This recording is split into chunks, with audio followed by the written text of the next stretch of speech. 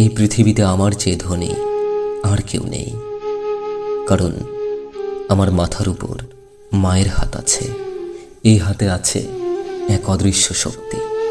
এই হাত অন্ধকার ঘরে জ্বলে থাকা শেষ প্রদীপ। এই হাত সিজদা থেকে উঠে আসে, জায়নামাজ ভিজে থাকে নীরব কান্নায়। যেখানে মায়ের কপাল মাটিতে ঠেকে থাকে, সেখানে আমার ভাঙা ভাগ্য নিঃশ্বাস নাই।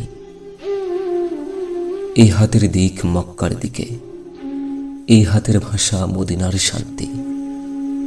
কিন্তু তার বুকের ভেতর নিভৃতে ঝরে পড়ে হাহাকার।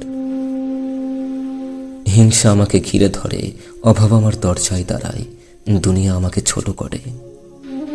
আমি তখন নিঃশব্দ মানুষ, ঝুলে থাকা চোখ। কিন্তু মায়ের দোয়া আমাকে আড়াল করে রাখে সব অশুভ চোখের সামনে থেকে। যেন ঝড়ের রাতে মা নিজে ভেজা দেয়াল হয়ে দাঁড়ায়। রাষ্ট্র রায় দেয়, সমাজ আমাকে ব্যর্থ ঘোষণা করে। আমার কণ্ঠে কোনো শব্দ থাকে না, আমি চুপ থাকি। কারণ মা তখন আল্লাহর কাছে আপিল দায়ের করে। এক হাতে চোখের জল, অন্য হাতে আমার নাম।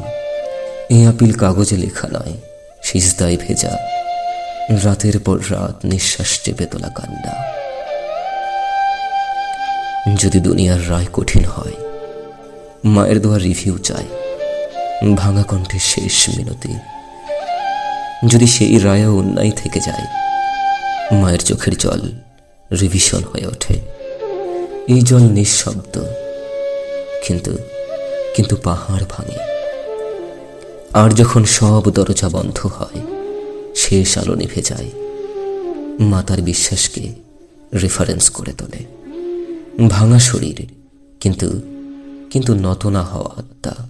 এই রেফারেন্স কোনো বই নয়, এটি একজন সন্তানের ক্ষুধা, ভয় এবং নিঃশব্দ কান্নার দলিল। সফলতা এলে মা নীরব থাকে, ব্যর্থতা এলে মা জেগে থাকে। আমার ঘুমের বদলে তার চোখ ভিজে যায়। আমার ভাগ্য যখন ইহকালের আদালতে দাঁড়ায়, মায়ের দোয়া সব যুক্তি ছাপিয়ে ঊর্ধ্বে পৌঁছে যায়। যেখানে কান্নারও জবাব লেখা হয়, এই দোয়া ইহকালেই থামে না, পরকাল পর্যন্ত আমার নাম মায়ের কণ্ঠে চলমান। সব হারালেও আমাকে থামানো যাবে না,